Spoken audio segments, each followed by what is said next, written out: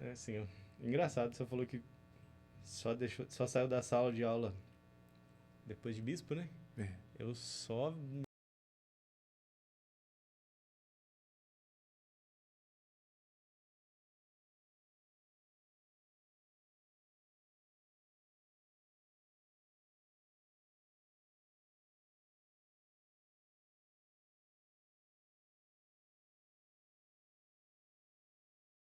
E agora eu dou mais curso.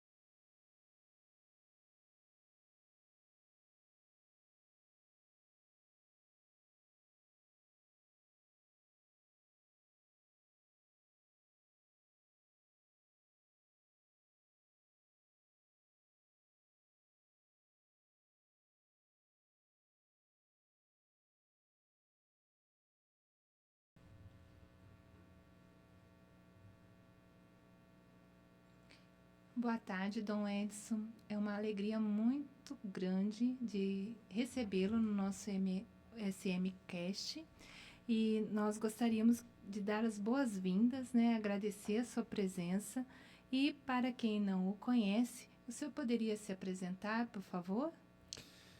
Então, boa tarde, boa noite, bom dia a todos que estão acompanhando, né, esse podcast.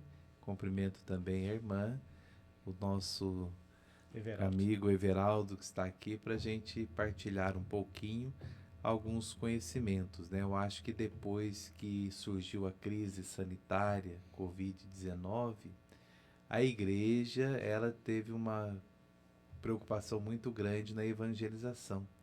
E acredito que o podcast, essa internet no rádio, essa nova maneira que a igreja tem para evangelizar sobre os telhados, anunciar Jesus Cristo, a sua vida, a sua obra e o seu ministério. Então é uma alegria a gente poder, como bispo de Leopoldina, estar aqui partilhando com vocês alguns conhecimentos, algumas informações para que a palavra de Deus ela possa chegar no coração de tantas pessoas que acreditam que toda instituição onde tem uma religiosa, a grande sementinha é a palavra de Deus, a mensagem revelada e como vivenciar esta palavra na própria vida com tanto conhecimento, com tanta informação, com tanta sabedoria.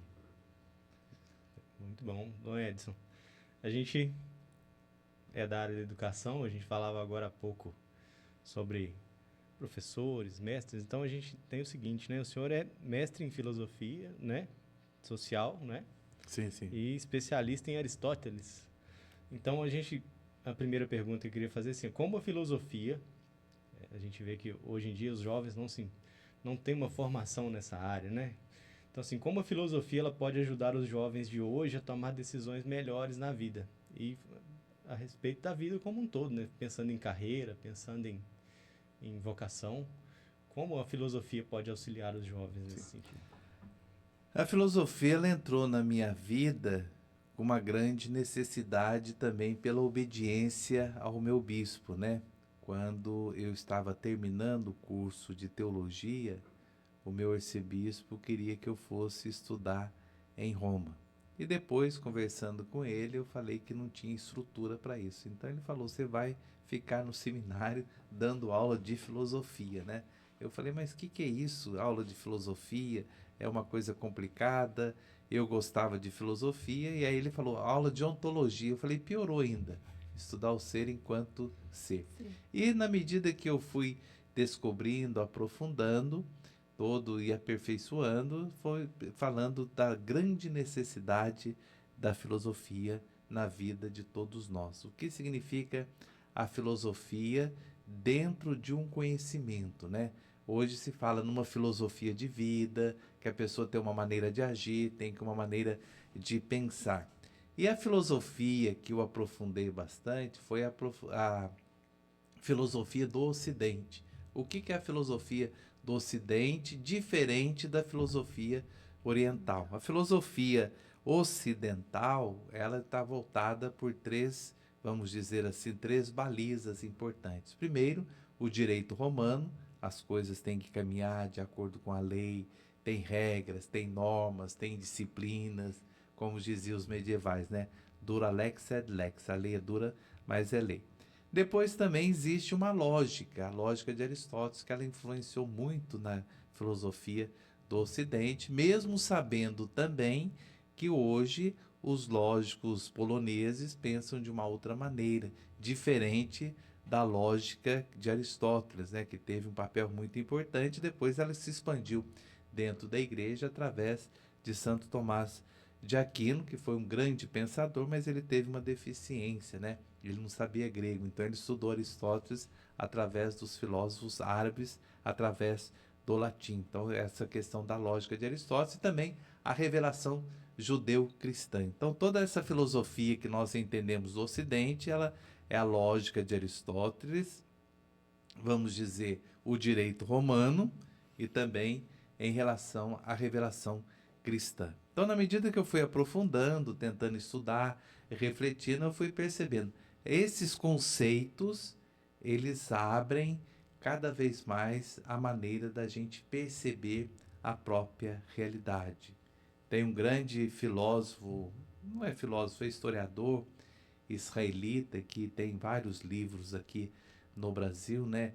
Tem o Sapiens falando um pouquinho sobre o passado, tem um outro livro, Homo Deus, falando sobre o futuro, tem um livro As 21 Lições do Século XXI, agora eu estou lendo o outro dele, Nexo, que fala muito de conhecimento e informação. Ele fala uma coisa muito interessante nas suas obras, que aí a gente entende dentro da própria filosofia, né?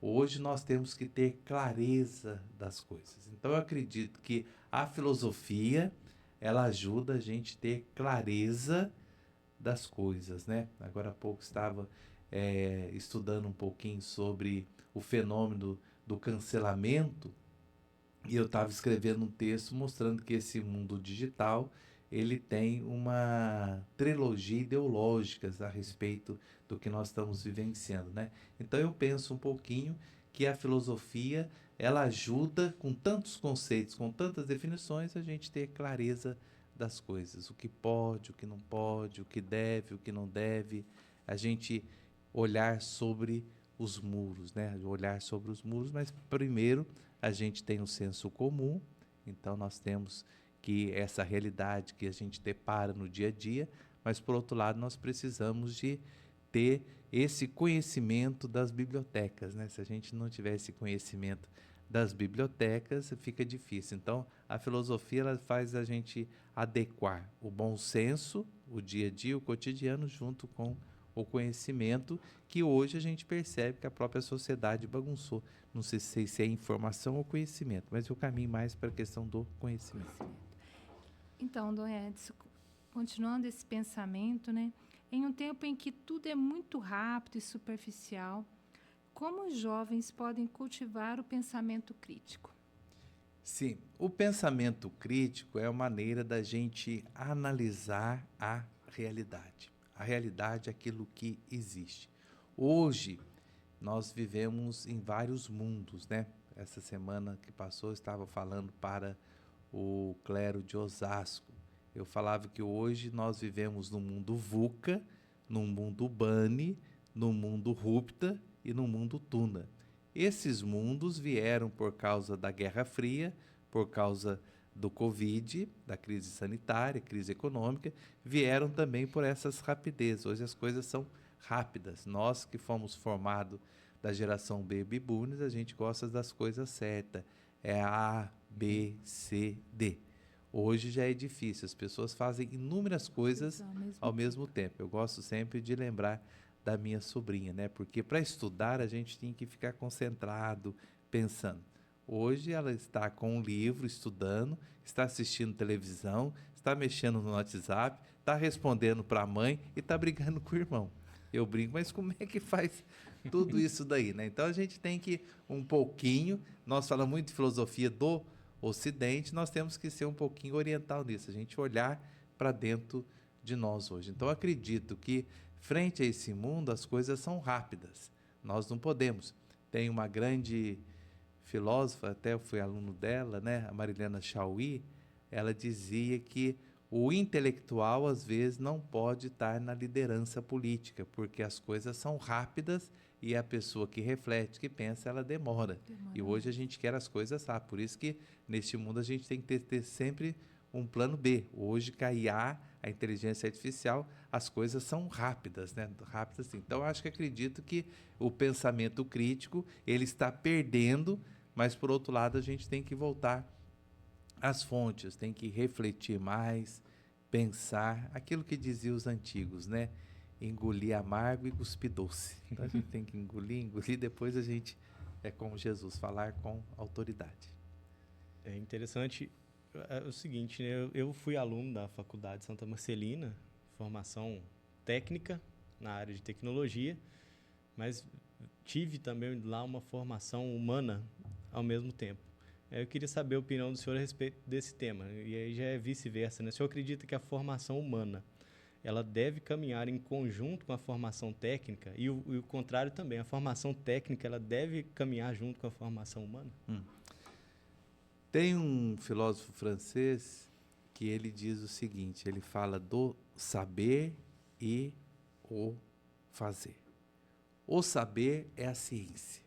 Então, a gente tem que saber as coisas, conhecimento. E o fazer, a tecnologia. Ser técnico é. Mas só que para fazer a gente tem que ter conhecimento, tem que saber. Eu acredito também que hoje uma grande coisa que nós devemos resgatar é essa questão do ser humano. Quem que é o ser humano? Jean Paul Sartre é o inferno. Às vezes é mesmo, né?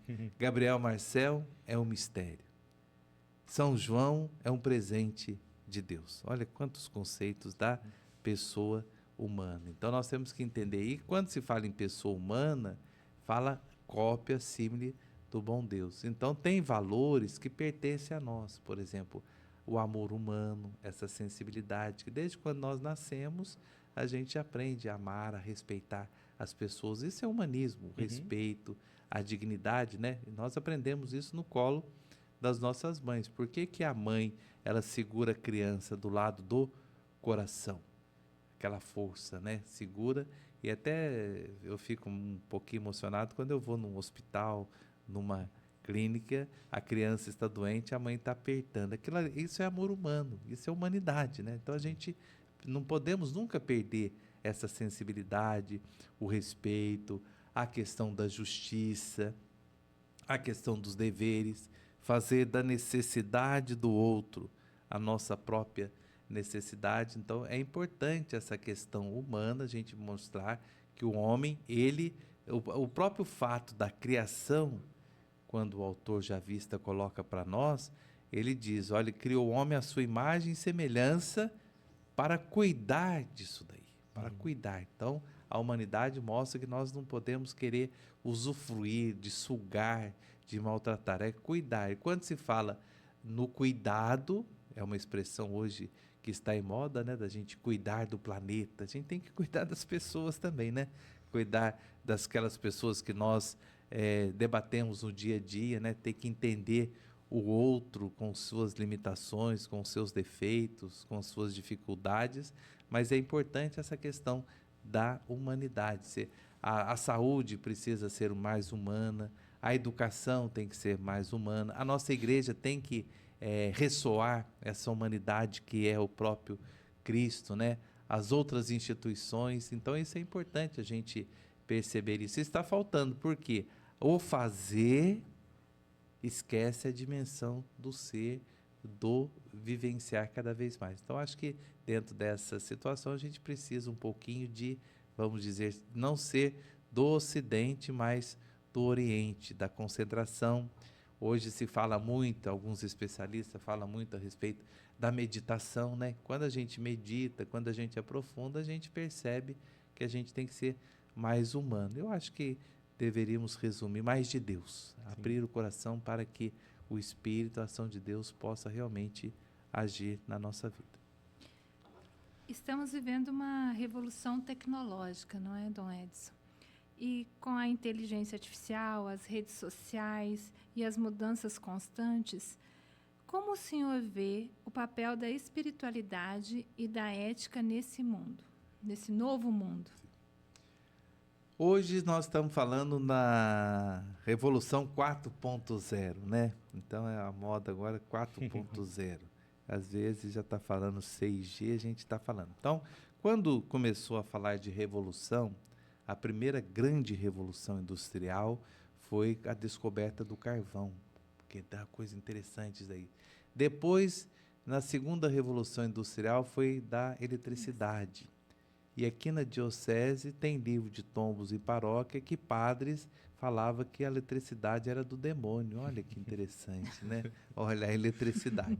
Depois veio a tecnologia, as coisas mais técnicas, né?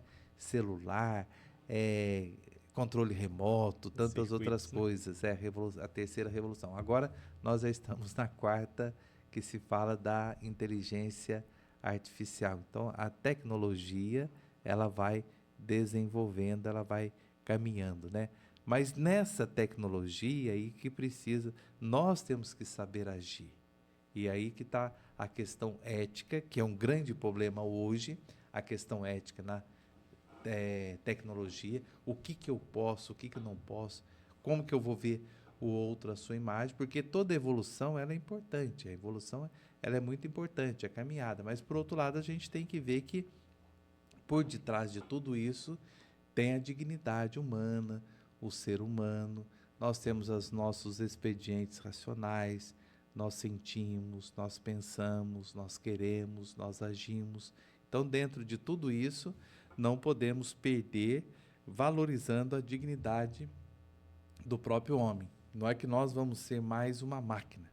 Já estão criando, a robótica já está entrando em cena, né? Esses dias eu estava lendo um texto sobre a biologia, mais ou menos nessa área da robótica, né? Agora eu esqueci a outra expressão, mostrando a confusão do próprio DNA. Mas não podemos nunca esquecer que existe um homem que é a imagem e semelhança de Deus, que nós temos alma, que nós temos espírito, que nós temos fé, que nós acreditamos em Deus. Então, a evolução ela continua, é importante. A igreja também evolui, mas por outro lado a gente perceber que quando se fala em evolução, tem que ter o homem e não fazer com que ele seja escravo disso daí. Ele veio para ajudar. O Papa São João Paulo II, quando ele escreveu um documento sobre fé e razão, ele dizia a respeito da racionalidade com a questão do cientificismo, né? Então, não podemos caminhar só para a ciência. Isso não é certo. Não podemos caminhar só para um fideísmo. Isso também não é certo. Então, tem que ser a fé, tem que ser a tecnologia, o mundo digital. Eu sempre prego retiro para sacerdotes. Antes eu pregava muito para freira também. Depois que eu virei bispo, as freiras não convidaram mais. Não sei por quê. Não sou coisa. Eu prego e depois de um determinado momento, eu falo com os sacerdotes. Eu divido por etapas, de 0 a 5 anos de ordinação, de 5 a 10, de 10 a 15. Depois eu pego lá a turma de Matusalém, Abraão, Isaac, Jacó, que são lá mais para frente. E aí eu falo para eles, olha, para os sacerdotes, vão partilhar a vida de oração de vocês. Vão partilhar, que é muito difícil. A senhora que é religiosa sabe, a gente fala que tem que rezar, não sei o quê, mas nós nunca partilhamos como que nós rezamos, o sentimento. Eu falo, vamos partilhar a vida de oração. E é interessante que o pessoal lá mais velho, né, eles falam assim, nós rezamos o terço, nós temos a Bíblia, nós aprofundamos o texto, antes de chegar, eu pego a liturgia das horas. De repente, vai pegando um outro grupo, eu tenho um aplicativo, eu tenho o meu celular, aqui eu uso a Bíblia, aqui eu uso um tablet. Então, a gente vai percebendo essa evolução, né? Mas isso mostrando que as coisas evoluem, mas o contato, a intimidade com Deus, nós nunca podemos deixar de lado, né? Falava com os padres ontem, né? Que hoje, às vezes, a gente fala, me perdoa a expressão, a teologia da bunda, ficar sentado. Não, é a teologia dos joelhos, da gente ajoelhar temos que ajoelhar, não é sentado, não, é ajoelhar, rezar, louvar, reverenciar a Deus. Aquilo que é tão novo, né, do Concílio Vaticano II, da Sacrosanto Concílio, fala que nós devemos sempre glorificar a Deus, buscando a nossa santidade, a nossa santificação. Bispo, agora é uma pergunta que sempre provoca os cientificistas, né? Porque há sempre um conflito, né? Que a gente diz que ciência não pode andar do lado da fé, e até abrir um post aqui para embasar um pouco mais essa pergunta, porque veja bem, método científico, né? É um frade franciscano, que era o Roger Bacon, né? Teoria atômica, um padre jesuíta, né? Ruggiero Boscovich. A gente tem aí o pai da genética, que foi um frade agostiniano, que é o Gregor Mendel, né? E daí a pergunta é, tecnologia, na verdade é o seguinte, né? A tecnologia e a fé, elas podem andar juntas?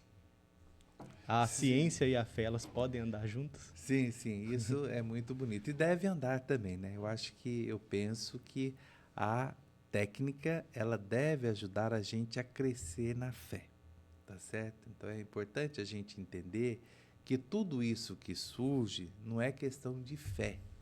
A fé, o que é a fé? A fé é um dom de Deus. Às vezes as pessoas falam assim, eu perdi a fé. Mentira, ninguém perde a fé. A fé é um dom de Deus. Então eu acredito, eu penso, tenho consciência disso, que a técnica, a tecnologia, tudo aquilo do fazer, lembrando Ladrieri, vai ajudar a gente a crescer na fé. Um exemplo, eu tenho no meu celular a Bíblia, eu tenho a liturgia das horas, eu tenho outros momentos. Hoje, quem tem um assistente virtual ajuda a crescer na fé. Eu chego, eu falo para a Alexa, olha, resume as questões religiosas do Brasil quando eu chego. Ela vai falar. Eu entro no cardápio de oração, ela vai mostrar algumas orações. Alexa, qual o santo do dia de hoje? Ela fala para mim. Qual que é a liturgia da palavra de Deus? Então, não é que aquilo ali é fé, é uma técnica ajudando a crescer na fé. Falava hoje de manhã com um padre em São Paulo sobre um aplicativo de inteligência artificial muito interessante para nós, católicos, para nós que temos fé, que chama Magisterium. Magisterium aí, é tipo ChatGPT, Gemini, essas coisas todas. E ali tem a última vez que eu vi, eu pesquisei, tem mais de 2.700 documentos da igreja.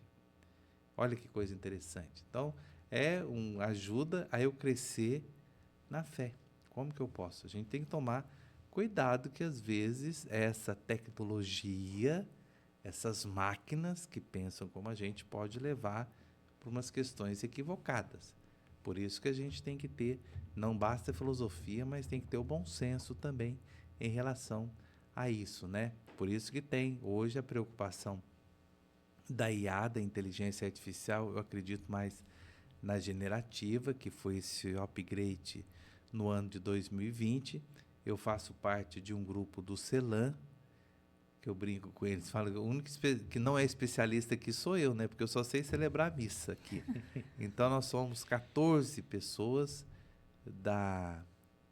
vamos dizer, tem da Argentina, tem do Chile, tem da Espanha, tem dos Estados Unidos, que a gente está refletindo a respeito dessa inteligência na questão da fé, na questão da igreja. Até eu brincava com eles, eu falei, agora nós temos que caminhar um pouquinho para a questão da robótica também, que vai ajudar nesse processo, né? Da gente entender. Então, acho que é importante entendermos que a fé, a técnica ajuda a gente a crescer na fé. Isso que é o mais importante.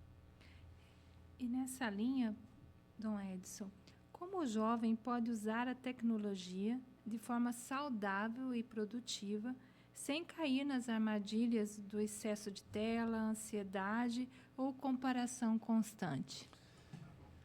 Hoje, quem nasce hoje, até que eu queria nascer hoje mesmo, né? Quem nasce hoje já nasce com os ecrãs virtuais. Sim. Já nasce dentro dos ecrãs virtuais. Tem Quem um nasce hoje chip. já nasce com as telas, toda essa Tem um situação. chip diferente, né?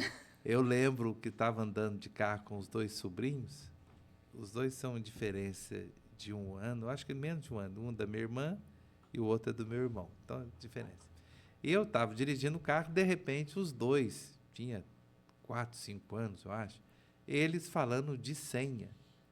A menina falando pro outro, pro Pedro, que a senha dela era mais segura. E ele falou, não, eu fiz uma senha. Daí eu parei o carro e falei, parei, explica para mim, o que é senha? Eu falei, eu com 30 anos que eu fui aprender a falar nessa palavra, a expressão senha, eu nunca sabia essa questão. Agora as crianças... Então, as crianças hoje já nascem nos ecrãs virtuais. A gente vê uma criança que pega um cartão de crédito, está brilhando, ela já passa o dedo, né? Então, as crianças hoje, tá isso. Nós somos adolescentes nessa questão de tecnologia.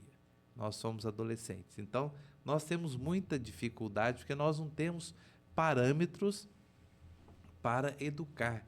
Nós não temos, sabemos assim, se quanto que se usa de tela, quanto que não usa. Às vezes nós consumimos muito conteúdos. O grande problema das telas, da internet, da tecnologia é que nós consumimos conteúdo.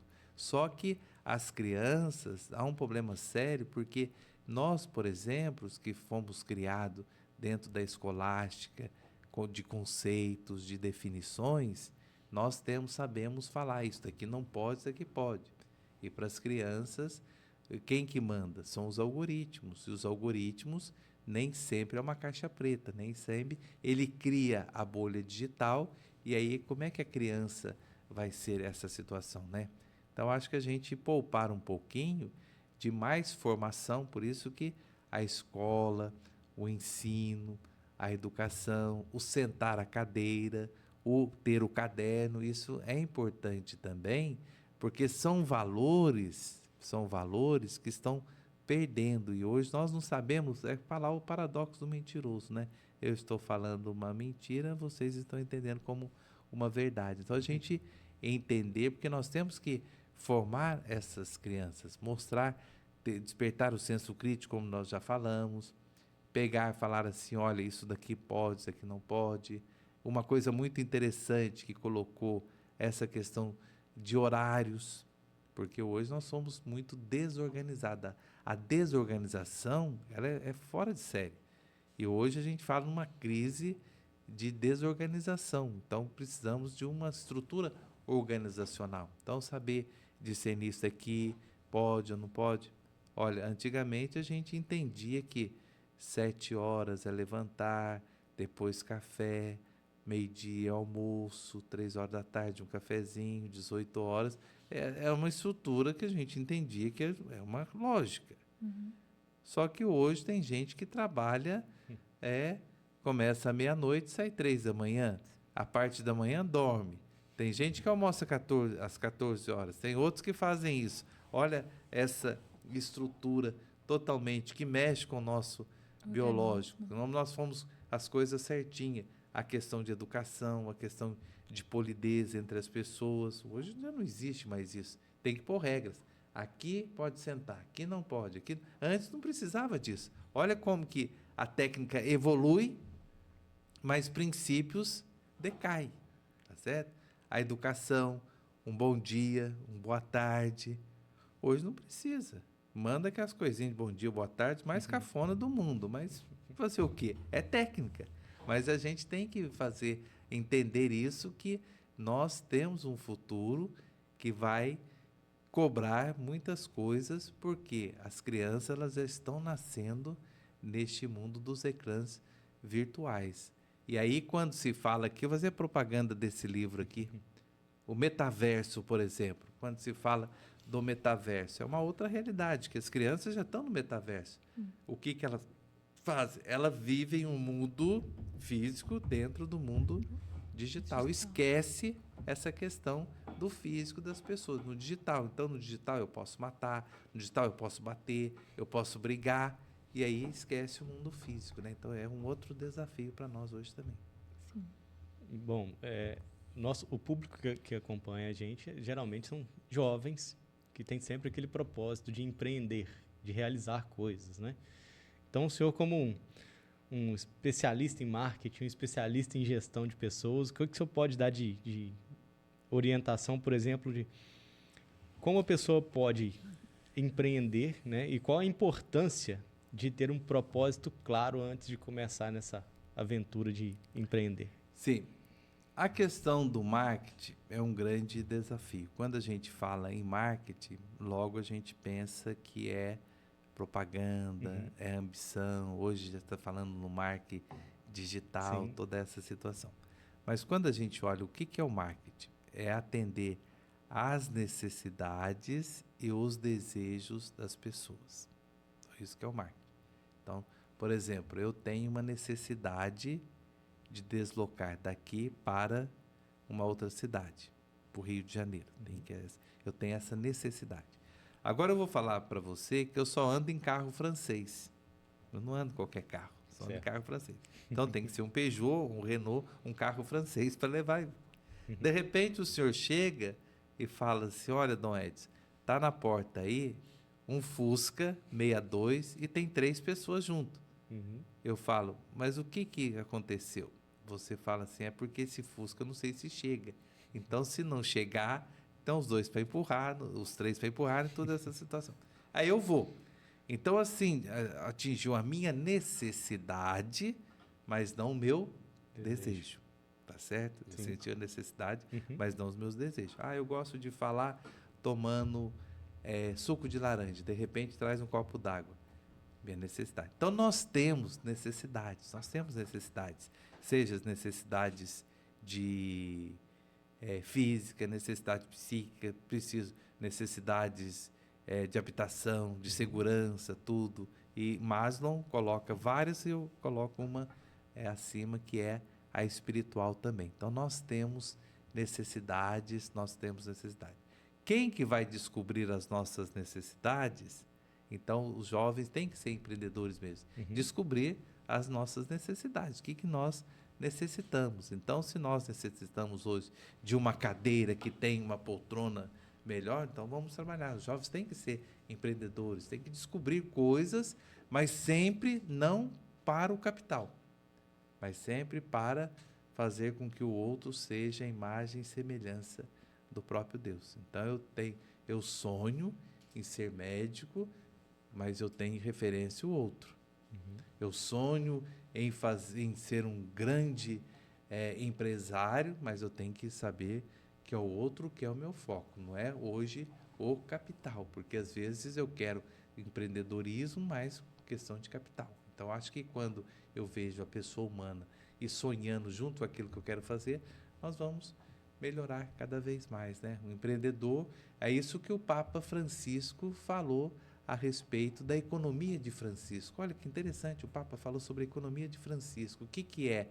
A economia, o dinheiro, a pessoa. Olha que interessante, a pessoa que está no centro disso. Então, vamos fazer com que todos tenham vida digna, vamos fazer que todos tenham condições de uma alimentação, que todos tenham condições de vestuário, que todos, então, entram nessa situação. Então, nós podemos criar meios para que as pessoas possam melhorar cada vez mais, né? Então, nós descobrimos, olha, antes existia o rádio. Hoje já fala, olha, com uma coisa bonita, podcast. O que é? A internet no rádio. Sim. Então, as pessoas estão vendo, estamos conversando, via satélite, todas essas coisas que a gente vai criando, né? O que acontecia a internet das coisas? Por exemplo, o 5G. Hoje se fala no 6G. Então, as coisas, tudo é internet, a rapidez. Eu pego o celular, eu mexo, eu não preciso tal coisa. A própria IA já ajudando com um 6G, 7G, a coisa vai ficar totalmente. Quando eu usava, eu fui falar em 1990, você nem tinha nascido ainda, né? Eu tinha menos de um ano.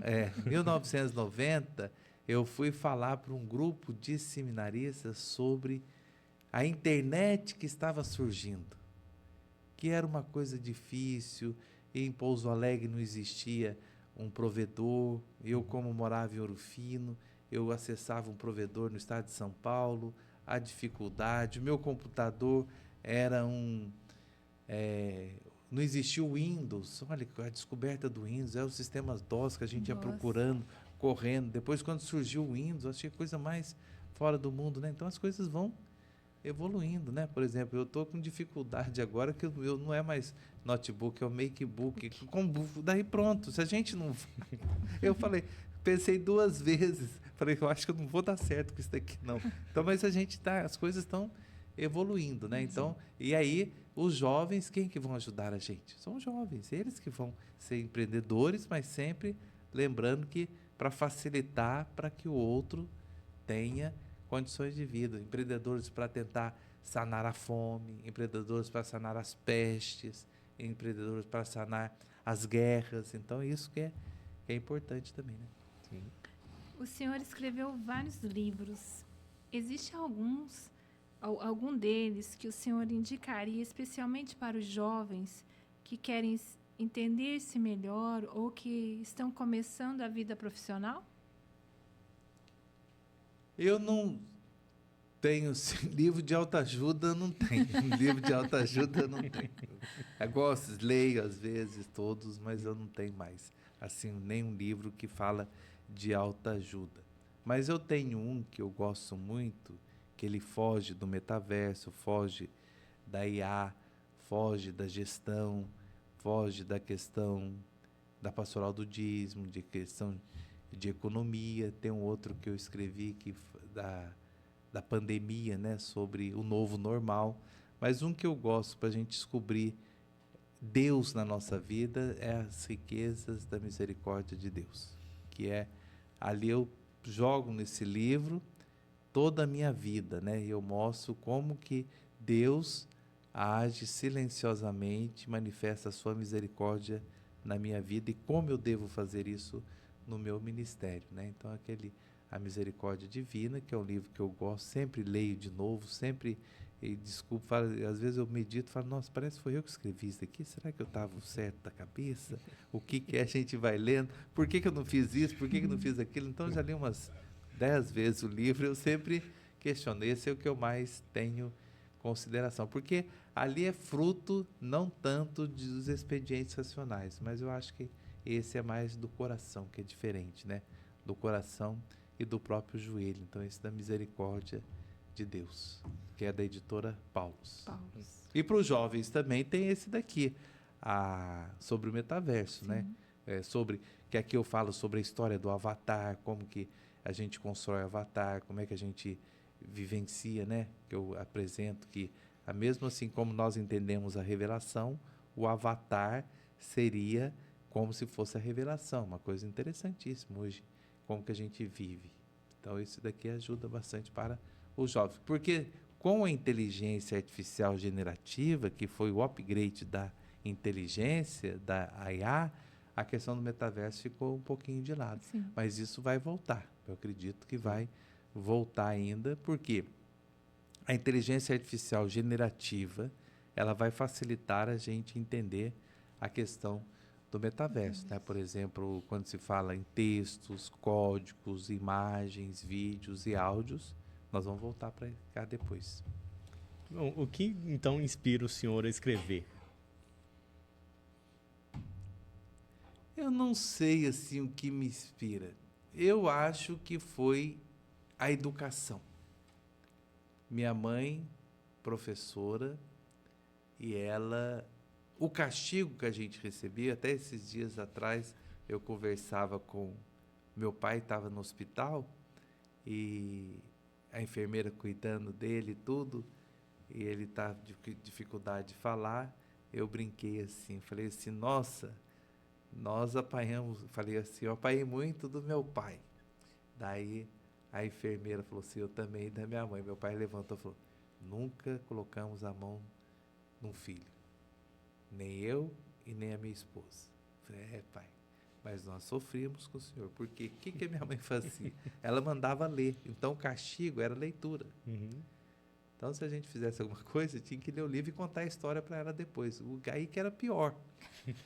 Então, por exemplo, eu lembro do Menino de Asas. Deixou de castigo, eu tinha que contar a história do Menino de Asas. E a minha mãe debochava muito da gente. Então, e ali eu ia contando a história e ela ia dando corda, falando. De repente ela falava, não tem nada disso na história. Daí tinha que ler de novo. Então hoje eu tenho até medo de... Estou lendo um livro, eu não gosto de pular. Eu espero, falo, vou voltar a ler de novo. Eu não tenho essa necessidade, porque eu falei, daí eu não vou entender direito. Né? Então acho que essa situação de educar de uma maneira e sempre cobrava da gente para ler um jornal, para ler uma coluna de um jornal e contar para ela essa situação. Né? Por isso que na teologia eu nunca fiz prova escrita, eu tinha dificuldade. Depois, para fazer monografia, daí eu comecei a escrever, a colocar, a ler. Então, até agora, ontem eu comecei a escrever um texto sobre o Papa Francisco e o Papa Leão. Eu lembrei que São Francisco tinha um frei que chamava Frei Leão.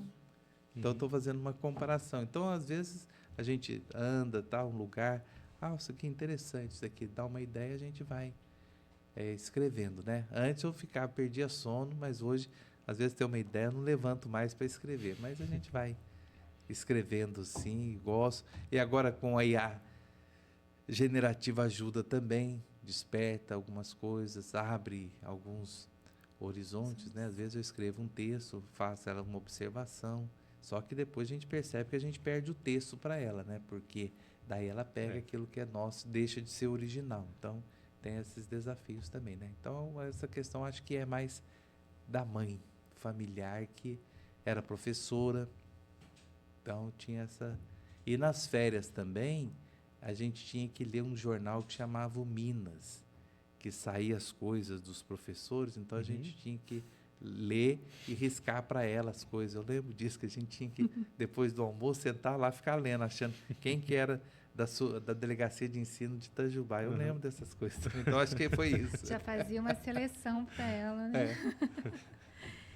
Então, Dom Edson, em meio a tantas incertezas e desafios com a inteligência artificial, com essa revolução 4.0 e tantas outras situações que o mundo está vivendo, dessa desconstrução também de uma estrutura familiar, qual a mensagem o senhor deixaria hoje para os jovens que estão em um mundo mais desconexo, que estão perdidos, que estão angustiados, que estão desanimados? Hoje a gente fala muito somos ansiosos, né? Fruto da rapidez, da questão também da crise sanitária, que criou muito medo, muita ansiedade, as polarizações, o desrespeito, tudo para a pessoa, né? Eu acredito que nós temos que olhar para dentro de nós mesmos. Nós temos que, penso que a essa instituição tão respeitada que a igreja incentiva, que é a família, que é o dom de Deus, que é o santuário da vida, lá que a gente adquire o nosso caráter, a nossa personalidade, a gente resgatar isso daí. Eu acho que é ser mais família, saber que a gente tem um pai, saber que tem um irmão, que tem uma pessoa querida, porque Deus ele concede muitos presentes para nós, que são as pessoas. As pessoas são presente de Deus. Elas vêm ao mundo, os chineses dizem isso, né? Quando a criança nasce, ela está chorando e os pais felizes. Quando a pessoa morre, ela está feliz junto de Deus e nós que estamos chorando, né? Então, essa questão da gente entender o outro é muito bonito. Não é como um concorrente, não é como uma disputa, mas entender o outro que Deus coloca na vida da gente. Então, eu acho que é muito difícil, não é fácil a gente entender isso. É buscar Deus também, através de tantos exercícios. Eu acho que resgatar a vida religiosa, a dimensão da fé. Eu sempre falo para os padres, né? Dá oportunidade para que a gente tenha espaço com esses jovens, né? Porque se a gente não preocupa, outros vão colocar outros pseudos valores que vão falar que são valores, né? Então, acho que a dignidade, aquela sensibilidade do amor humano, o respeito, acho que são esses valores que, frente a essa tecnologia, é muito difícil. É muito difícil a gente pegar esses valores. Mas, por outro lado, não é impossível. Basta a gente, aquilo que eu falar, a oração, a intimidade com Deus, o respeito, são esses valores que nós aprendemos como família, né? Porque hoje é triste, às vezes, quando a gente percebe que a pessoa não tem referência. A família não é referência, os pais, os irmãos, a escola não é referência. Quem que é referência nisso aí? Às vezes é a televisão, às vezes é um programa, é um site, uma coisa. A gente vê que temos que ter o referencial, né? Eu acho que é muito importante. Não é difícil, mas também não é impossível, né? Bom, Dom Edson, então, para os nossos seguidores, né, que estão assistindo o vídeo, estão ouvindo o podcast, onde que eles podem encontrar os seus livros e como que eles podem seguir o seu trabalho? Tem aí. Eu não tenho... Tenho o Instagram, Edson, como é que é? Dom Edson Oriolo, mas eu não sou eu que alimento tudo, é sempre o João do TI, tem que foi minha secretária em Belo Horizonte, a Lailma, ela tem o Facebook, e eu escrevo em muitas revistas. Escrevo sobre pastoral, tenho escrito muito sobre o pós-humano, revistas católicas, e a maioria dos meus livros são da editora Paulus. Deve ter uns 14 lá pela editora Paulus. Esses 2 da Ave Maria. Tem esse daqui do Metaverso, da Edições da... Como é que é? Canção Nova, por causa do tema, trabalhando toda essa situação. E agora, na Expo Católica em São Paulo, no mês que vem, daqui a um mês, eu acho, eu vou lançar mais um livro sobre o sacerdote na sociedade do espetáculo, que é esse mundo que nós estamos vivendo pela editora do Santuário, né? Então tem esses livros nas livrarias, ou então procurar lá no Dr. Google, né? Procurar Dom Edson Oriolo, acha os livros, os artigos, toda essa situação, tá certo? Certo. Bom, finalizando o nosso podcast, nós agradecemos muito a sua participação, é uma honra para nós recebê-lo. E qual mensagem final o senhor gostaria de deixar para quem nos segue, principalmente para os jovens? O importante, eu aprendi isso com um bispo.